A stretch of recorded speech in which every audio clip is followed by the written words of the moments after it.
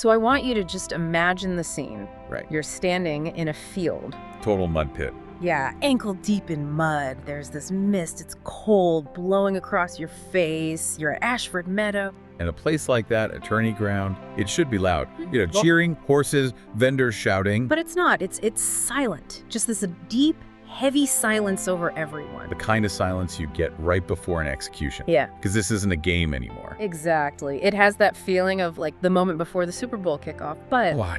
But if the losing team didn't just go home sad, they went to the grave. The stakes are literally life and death. And that's what we're getting into today. We're doing a deep dive into one of the most legendary but maybe overlooked events in Westerosi history, the Trial of Seven. Right. And we should be clear, this is not your typical trial by combat. This isn't one night versus one night. Right. This is the old way, the ancient way.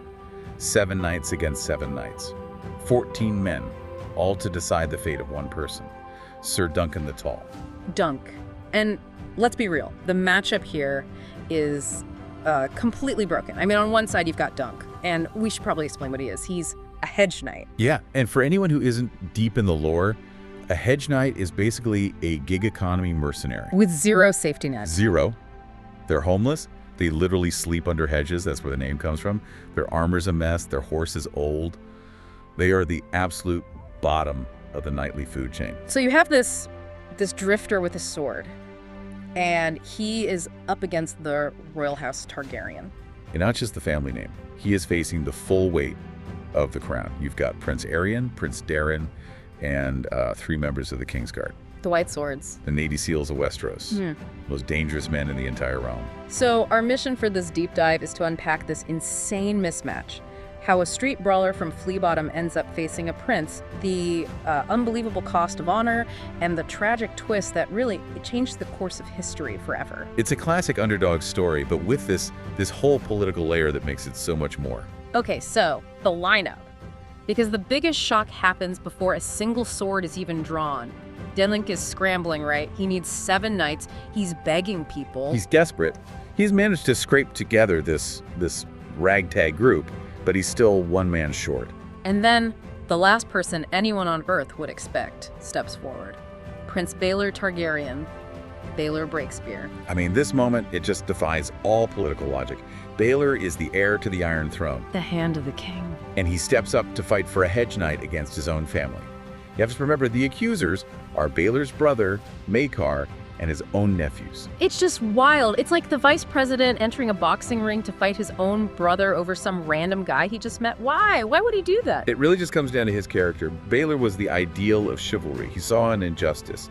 He knew his nephew Aerion was, frankly, a monster. Or Crusadus, yeah. And he couldn't just stand by. He said it himself. He would let the gods decide. It was the ultimate act of putting what's right above kin. But Baelor's also a brilliant general. He wasn't just going in there on a prayer. He had a plan, didn't he? Oh, absolutely. And this is where his genius shines through. He saw a loophole in the Kingsguard's oath. Which is? They're sworn to protect the royal family. They are absolutely forbidden from harming a prince of the blood. So Baelor knew that the 3 Kingsguard on the other side literally couldn't touch him. That is so smart. It's brilliant. His plan was to just occupy them. To be a tank, basically. Draw all their fire while the others fought it out.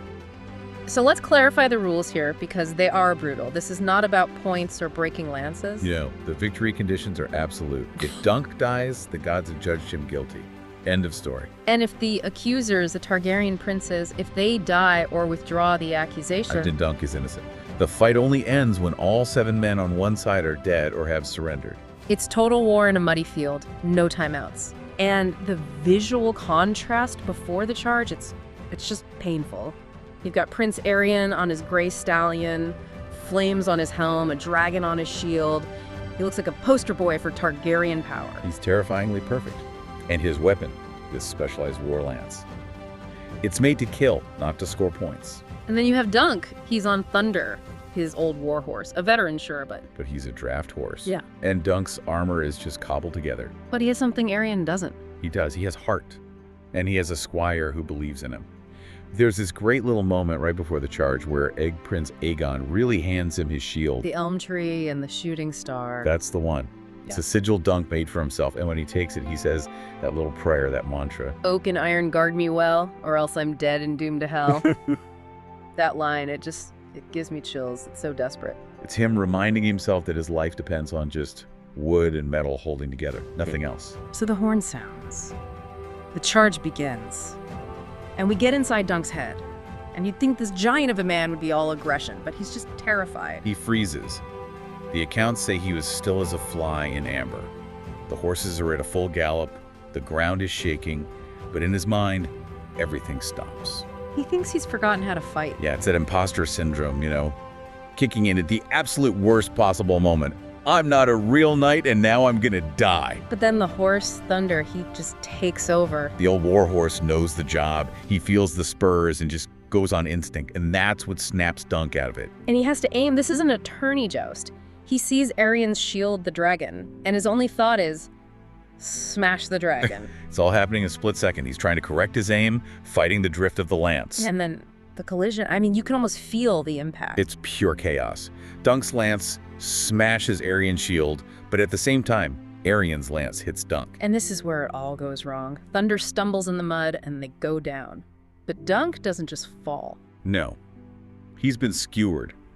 The lance broke off, and there are almost 2 feet of splintered ash and iron sticking out of his side. It's such a visceral image. He's on the ground, adrenaline pumping, and he knows he has to get it out. So he rips it out himself. Yeah. With one pull. The pain must have been blinding. But he knows if he stays down, he's dead. Aryon will finish him. And this is where we move into the melee. This is where knightly fighting just goes out the window. Right. Dunk's on the ground, he's dizzy, he's bleeding everywhere. And on top of all that, he can't see. His helm is just full of mud. He can't breathe, can't see. He's scraping at the visor with his fingers, and the first thing he sees is Aryon looming over him. And Aryon isn't just trying to win, he's torturing him. He's got a morning star. A spiked ball on a chain.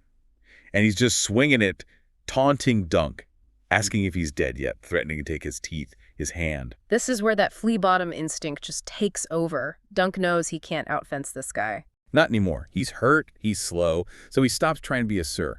He starts fighting like a brawler from the alleys. When Aryon swings that morning star, Dunk doesn't try to block. He rolls. He tackles him, rolls right into Aryon's legs, and just drags him down into the mud with him.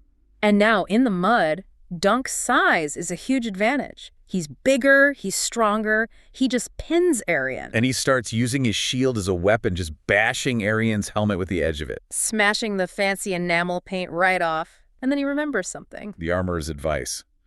A visor is weak. That's the moment. He jams his fingers into the visor and just rips the faceplate clean off. And suddenly the prince is exposed. He's lying there in the mud, face to the world, looking up at this giant who's about to kill him. But this is the real test of Dunk's character, isn't it? He could kill him. He should kill him. He has every reason to, but he stops. He just screams, "Yield!" And Aryon, the proud dragon prince, just whispers it, "I yield." It's the ultimate humiliation for him. But Dunk makes sure it's public. Drags him up, marches him over to the lords, and makes him say it out loud for everyone.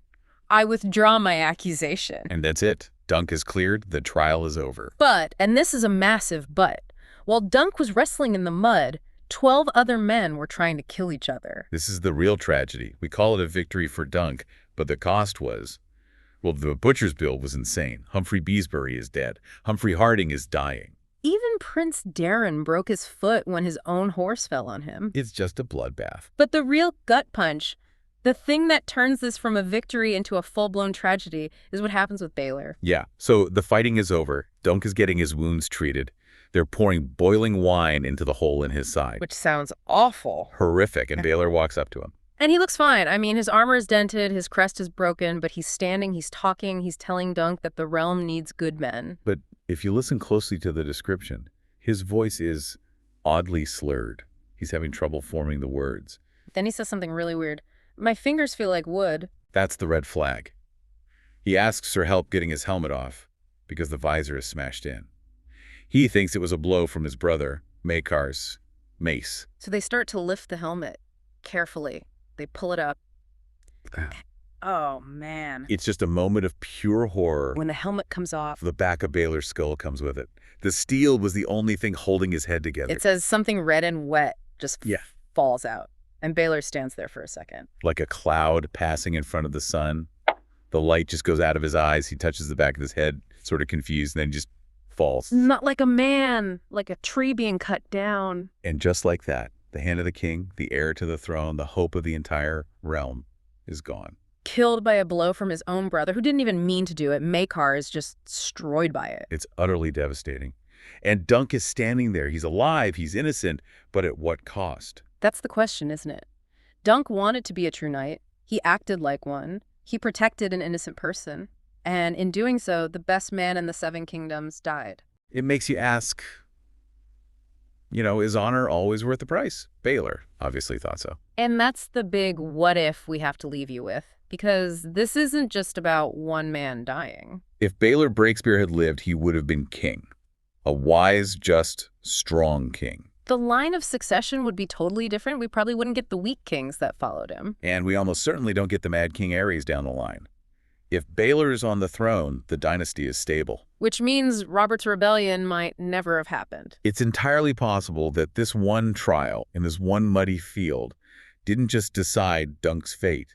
It may have sealed the doom of the entire Targaryen dynasty. The fall of the dragons began right there, with a mace blow to the back of the head. A trial for a hedge knight that ended up breaking the world. That's heavy. It is. It just reminds you that history can turn on the smallest of hinges. Well said. And that's all the time we have. Thanks for listening, and we'll catch you on the next Deep Dive.